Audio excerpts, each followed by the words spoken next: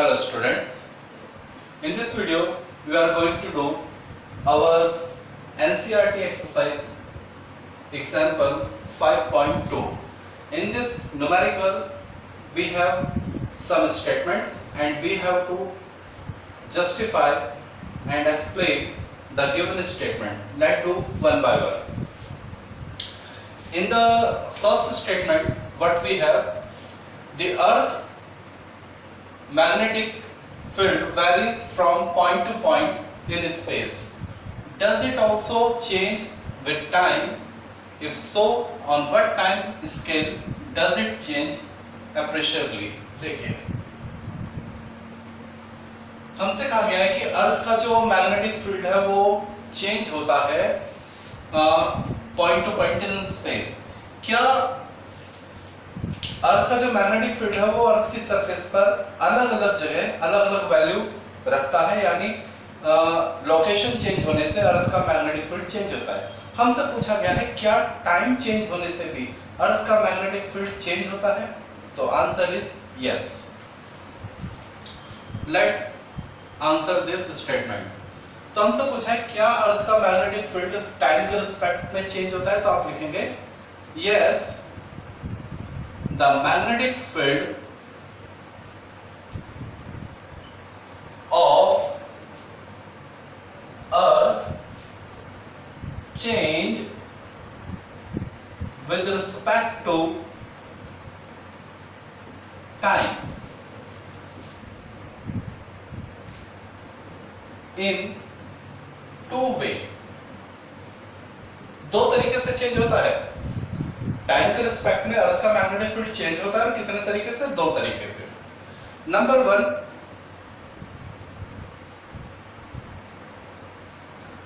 Periodically. Periodically कैसे change होता है? द नॉर्थ, कौन से north? Magnetic. The magnetic north and magnetic south are shifting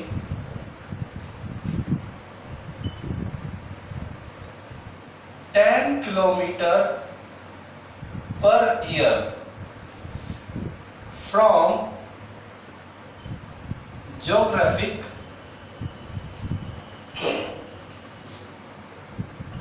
north and south.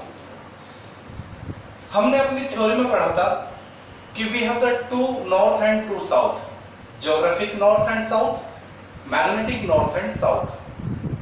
और जो हमारे magnetic north और south हैं, they are continuously moving away from geographic north and south at the rate of 10 km per year. तो अगर हम थोड़ा सा हिसाब लगाएं, जैसे हमारी अर्थ का रेडियस कितना है? 6400 किलोमीटर, और हम अपनी अर्थ का अगर सर्कमफ्रेंस निकालें 2 पाई आर, तो उसका आधा पाई आर, पाई की वैल्यू 3.14, आर की वैल्यू 6400. ठीक है, तो इट विल बिकम, जो आंसर आएगा 3.14 को 6400 से अगर आप मल्टीप्लाई करेंगे तो पता चलेगा कि यानी कम से कम इन 1000 ईयर, 1 मिलियन ईयर ये जो शिफ्टिंग है ये हो जाती है, यानी अर्थ अपने पोल क्या कर लेती है? चेंज कर लेती है. तो जो जियोलॉजिस्ट हैं, साइंटिस्ट हैं, उनका एजम्पशन है कि अर्थ का जो मैग्नेटिक फील्ड है वो लगातार चेंज हो रहा है, और चेंज हो रहा है, और अब से कुछ सालों पहले, हजारों सालों पहले शायद वो चेंज हो भी चुका है. ठीक है ना? The change which we are facing is not only the first time, that is already done by the previous millions year. Okay? तो इस तरह से पीरियोडिकली अर्थ का जो मैग्नेटिक फील्ड है वो क्या होता है? चेंज होता है. दूसरा जो चेंज आता है वो होता है रैंडमली चेंज जो होता है वो होता है हमारी अर्थ के अंदर जो डिफरेंट लेयर्स है, we have some different layer inside our earth, ठीक है। तो जब अर्थ के अंदर कुछ चेंज होता है, स्ट्रक्चर में चेंज होता है, तो अर्थ का जो मैग्नेटिक फील्ड है वो भी चेंज होता है और वो रैंडमली होता है, उसका कोई टाइम फिक्स नहीं होता है। तो this is the change occur due to the change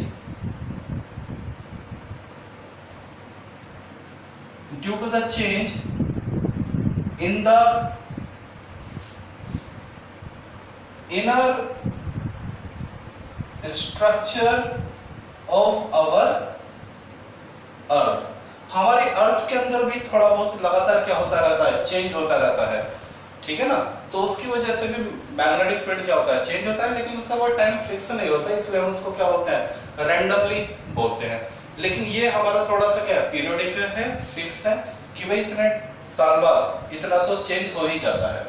तो this is the answer of our first statement कि yes the magnetic field of earth change with respect to time periodically and randomly.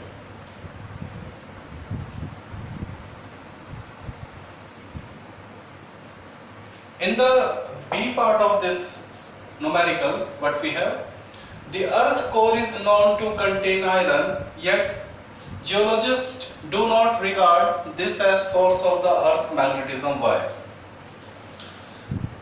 हमारे अर्थ के अंदर inside our earth we have a lot of materials और ज़्यादातर जो होता है वो होता है आयरन, कोबाल्ट, निकेल, और ये सभी फेरोमैग्नेटिज्म होते हैं, ठीक है। हमारे पास तीन तरह के मैग्नेट होते हैं, डायमैग्नेट, पैरामैग्नेट एंड फेरोमैग्नेट। तो आयरन, कोबाल्ट और nickel, these three are ferromagnet, okay. तो सभी ये कहते हैं कि जो अर्थ के अंदर मैग्नेटिक फील्ड है वो ड्यू टू द आयरन है, लेकिन हमारे जो साइंटिस्ट हैं वो इस चीज को नहीं मानते। क्यों नहीं मानते, उसका रीजन क्या है, let's see.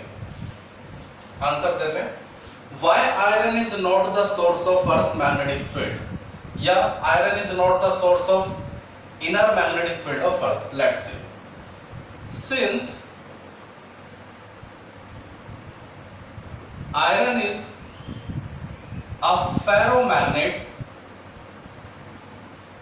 element and the temperature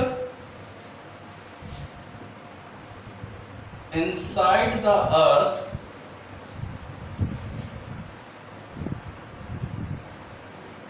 is very high। जो आयरन है वो एक फेरोमैग्नेट है और अर्थ के अंदर जो टेम्परेचर होता है वो बहुत ही जबरदस्त होता है, बहुत ही हाई होता है। इतना हाई होता है कि ये जो आयरन, कोबाल्ट और निकेल है ये मोल्टन फॉर्म में एग्जिस्ट करते हैं। At this high temperature, iron exists in the molten form। Iron जो है वो मोल्टन फॉर्म में रहता है, पिघला हुआ रहता है, ठीक है। Since it is the property of ferromagnet that they convert into paramagnet at high temperature। Ferromagnet के अंदर एक प्रॉपर्टी होती है कि अगर किसी भी फेरोमैग्नेट का टेम्परेचर बहुत ज्यादा हाई कर दिया जाए तो वे फेरोमैग्नेट पैरामैग्नेट में कन्वर्ट हो जाता है। उस टेम्परेचर को बोलते हैं क्यूरी टेम्परेचर। क्यूरी टेम्परेचर हम अपने थ्योरी के वीडियो में ऑलरेडी डिस्कस कर चुके हैं। मैंने आपको बताया था कि हर फेरोमैग्नेट का एक टेम्परेचर होता है जिसको उसका क्यूरी टेम्परेचर कहते हैं। अगर उस फेरोमैग्नेट का टेम्परेचर उसके क्यूरी टेम्परेचर से ज्यादा कर दिया जाए तो वो पैरामैग्नेट में कन्वर्ट हो जाता है। मान लीजिए ये कोई फेरोमैग्नेट है और इसका क्यूरी टेम्परेचर है 75 डिग्री सेल्सियस, तो यानी अगर मैं इसका टेम्परेचर 75 या उससे कम रखता हूं तो ये फेरोमैग्नेट रहेगा, लेकिन 75 से ऊपर जाता है ये पैरामैग्नेट कन्वर्ट हो जाता है। ठीक है, और जो पैरामैग्नेट होते हैं वो मैग्नेटिक फील्ड उतना नहीं बनाते जितना फेरोमैग्नेट बनाते हैं। तो since it is the property of ferromagnet that they convert into paramagnet at high temperature, तो साइंटिस्ट लोग कहते हैं कि जो आयरन है वो भले ही फेरोमैग्नेट है लेकिन अर्थ के अंदर इतना हाई टेम्परेचर होता है कि वो किस में कन्वर्ट हो जाता है, पैरामैग्नेट में, और इस वजह से वो मैग्नेटिक फील्ड के लिए रिस्पॉन्सिबल नहीं होगा। Hence iron also convert into paramagnet at this high temperature and not consider to be responsible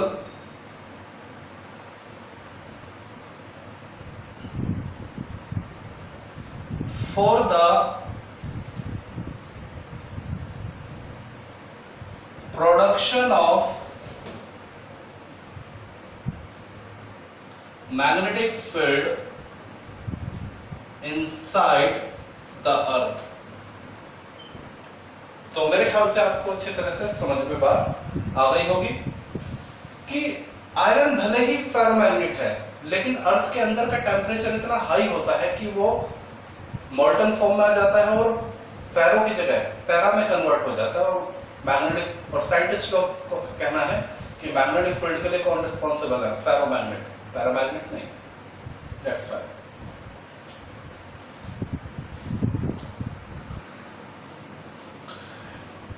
in the C part of this question what we have, the charge current in the outer conducting region of the earth core are thought to be responsible for earth magnetism. What might be the battery to sustain this current? Battery means source। हमसे कहा गया है कि the charge current in the outer conducting region of the earth core are thought to be the responsible for earth magnetism। तो जो एक तरह का चार्ज पार्टिकल है जो रोटेट करके क्या बनाते हैं, करंट बनाते हैं, तो हमसे वो जो चार्ज पार्टिकल हैं उनका क्या पूछा गया है, बैटरी यानी सोर्स पूछा गया है। तो let's see, this is to be our earth and inside the earth what we have, molten form which is rotate continuously along with the rotation of earth। okay, this is to be molten form contain ions of metals। ठीक है, तो ये मॉल्टन form होती है ions की जो continuously क्या करती है, अर्थ के साथ, जैसे जैसे अर्थ रोटेट करती है भी क्या करती है, रोटेट करती है। ठीक है, तो number 1, inside the earth we have the molten form of metals which contain the ions of metals। These ions rotate along with the earth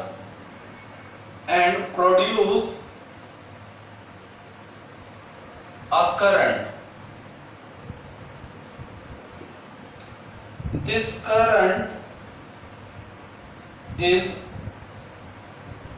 responsible यानी source यानी battery for the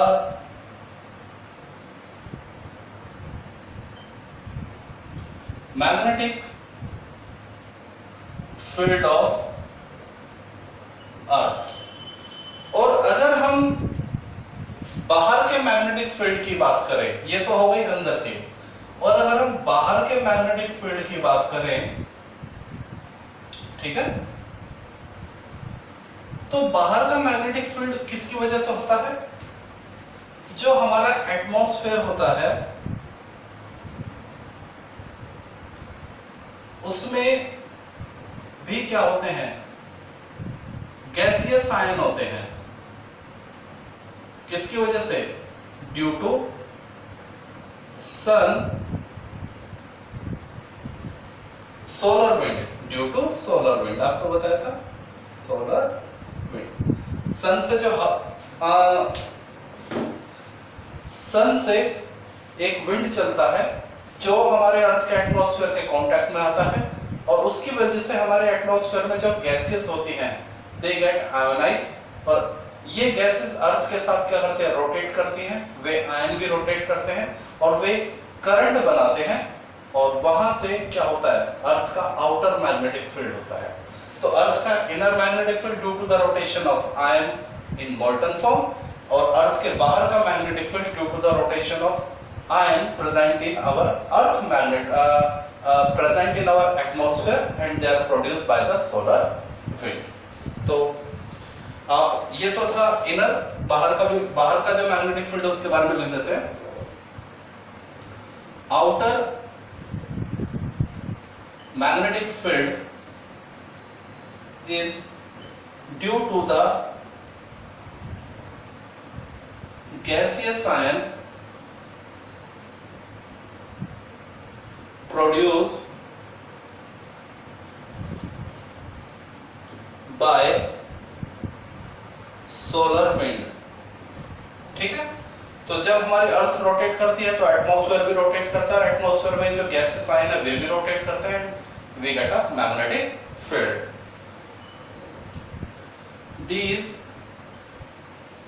gaseous ion rotate along with earth and produce magnetic field। So these are the two sources of earth magnetic field।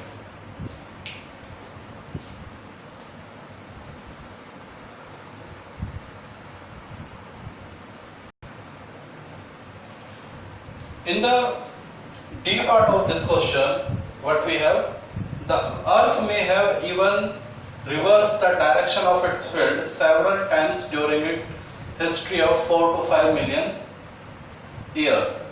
How can geologists know about the earth field in such a distance past? देखिए question हमसे क्या कहना चाहता है। हमें जैसा मालूम है कि अर्थ का जो मैग्नेटिक फील्ड है वो लगातार चेंज होता रहता है, यानी अर्थ के जो मैग्नेटिक नॉर्थ और साउथ है वे उसके ज्योग्राफिक नॉर्थ और साउथ से लगातार दूर जा रहे हैं 10 किलोमीटर पर ईयर के रेट से। तो ऐसा नहीं कि ये जो चेंज है वो प्रेजेंटली हो रहा है, ये चेंज कई सालों पहले से हो रहा है, और ये भी है कि अर्थ के मैग्नेटिक फील्ड के हिस्ट्री में 4 से 5 बिलियन ईयर्स पहले ये कई बार रिवर्स हो चुका है। लेकिन साइंटिस्ट लोगों को कैसे पता चला कि भाई देखिए कोई चीज अगर प्रेजेंटली हो रही है तो हमें उसकी नॉलेज है, लेकिन 4 से 4 to 5 बिलियन ईयर पहले जो चीजें हो चुकी हैं, यानी अर्थ का मैग्नेटिक फील्ड चेंज हो चुका है, साइंटिस्ट लोगों को इस बात का पता कैसे चला? बस यही आपसे पूछा गया है। तो let's C, answer the statement. The magnetic field of earth have a great effect on the rocks present on Earth's surface, जो अर्थ का मैग्नेटिक फील्ड है वो सबसे ज्यादा जो इफेक्ट डालता है वो हमारे अर्थ पर जो रॉक्स हैं उन पर उसका सबसे ज्यादा इफेक्ट होता है। By the study of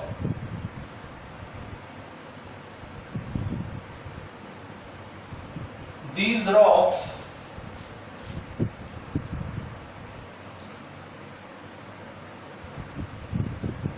geologists know about the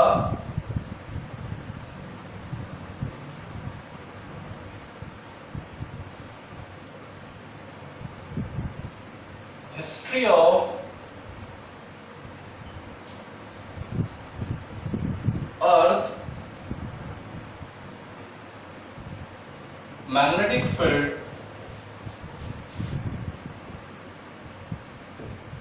ठीक है। जो जियोलॉजिस्ट हैं वो हमारी अर्थ की सरफेस पर डिफरेंट रॉक्स जो हैं उनको स्टडी करते हैं और उनको स्टडी करने के बाद प्रीवियस टाइम में जो मैग्नेटिक इफेक्ट का मैग्नेटिक फील्ड का इफेक्ट रहा होगा उसके बिहाफ पर दे हैव देयर व्यूज, ठीक है। उसमें से एक स्टडी होती है रेडियो एक्टिव थ्योरी, ठीक है। तो उसकी भी हेल्प लेते हैं। Different theory they consider and they will give their result.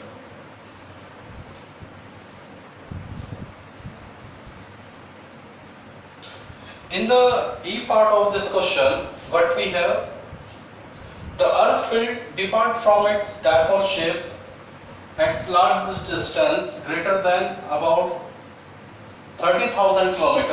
What agency may be responsible for this distortion? देखिए हमसे पूछा गया है कि अर्थ का जो मैग्नेटिक फील्ड होता है, मैं आपको बताऊं, अर्थ का जो मैग्नेटिक फील्ड होता है अबव द अर्थ सरफेस वो 32,000 किलोमीटर तक यूनिफॉर्म रहता है, लेकिन 32,000 किलोमीटर के बाद वो जो अर्थ का मैग्नेटिक फील्ड है वो नॉन यूनिफॉर्म हो जाता है। ये बात हमने अपने थ्योरी के वीडियो में डिस्कस करी थी। और ऐसा क्यों होता है? Due to the solar wind. ये एक बातें हम ऑलरेडी डिस्कस कर चुके हैं, लेकिन अगर ये आपके एग्जाम में आता है, how you will write, let's see. देखिए, the magnetic field is uniform up to the, वैसे तो 32,000 किलोमीटर तक यूनिफॉर्म होता है, लेकिन क्वेश्चन में 30,000 है तो हम उतना ही लिखेंगे। The magnetic field is uniform up to the 30,000 kilometre above Earth's surface.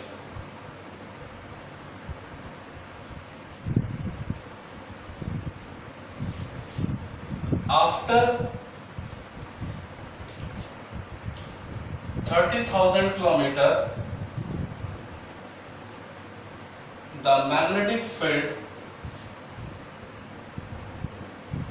become non-uniform due to solar wind। देखिए कैसे,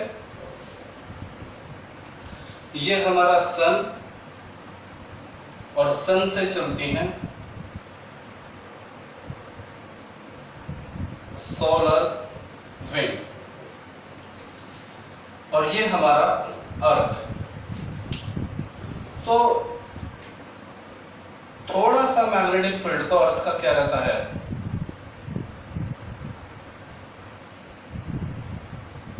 यूनिफॉर्म होता है, लेकिन उसके बाद जहां से सोलर विंड आती है वहां से तो ये थोड़ा सा कंप्रेस होता है, लेकिन दूसरी तरफ से ये थोड़ा सा ऐसे ऐसे एक्सटेंड हो जाता है, ठीक है। शुरू तक तो थोड़ा सा यूनिफॉर्म रहेगा, लेकिन उसके बाद नॉन यूनिफॉर्म हो जाता है। रीजन कौन है? Solar wind. जो सोलर विंड है इधर के मैग्नेटिक फील्ड को कंप्रेस करती है, उधर के मैग्नेटिक फील्ड को क्या करती है? एक्सटेंड करती है। ये बात हम ऑलरेडी अपने थ्योरी के वीडियो में डिस्कस कर चुके हैं।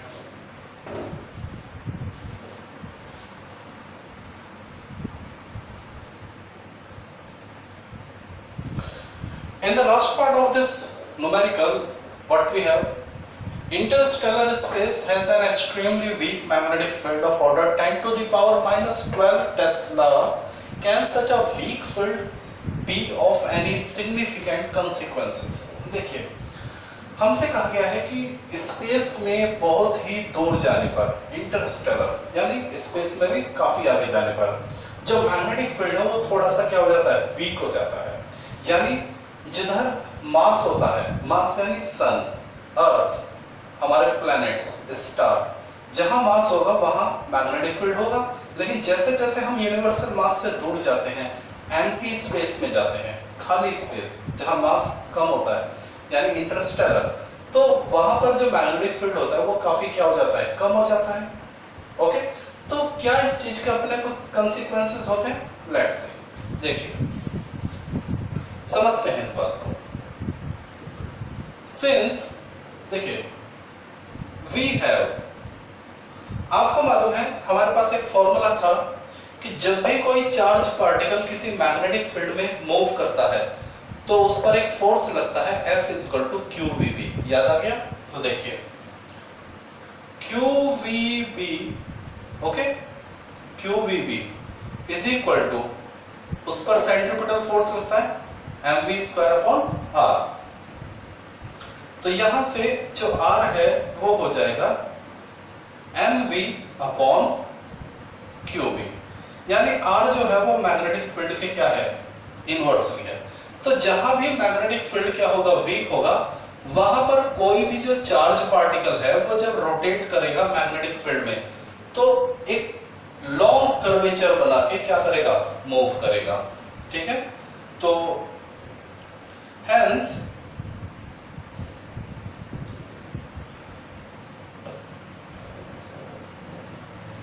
in interstellar space where magnetic field is weak, जहां मैग्नेटिक फील्ड क्या है? वीक है, the charge particle move with large radius of curvature, ठीक है।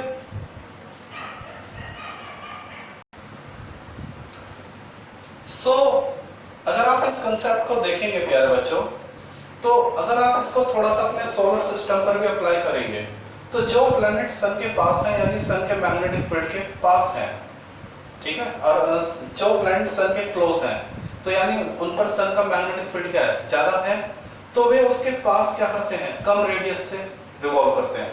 लेकिन जो सन के मैग्नेटिक फील्ड से दूर हैं तो वे लार्ज कर्वेचर को अप्लाई करते हुए सन के चारों ओर रिवॉल्व करते हैं। और बात प्लैनेट्स की नहीं है, जो हमारे कुछ स्टार होते हैं, जैसे आपने सुना होगा टेल स्टार, उछल तारा, ठीक है, वो कई सालों बाद सन के पास से गुजरता है और फिर निकल जाता है और फिर कई सालों बाद ऐसे चक्कर लगा के पास आता है। व्हाई? क्योंकि वो मैग्नेटिक फील्ड से क्या है? दूर है, तो एक लॉन्ग रेडियस ऑफ कर्वेचर को फॉलो करते हुए क्या करता है? रोटेट करता है।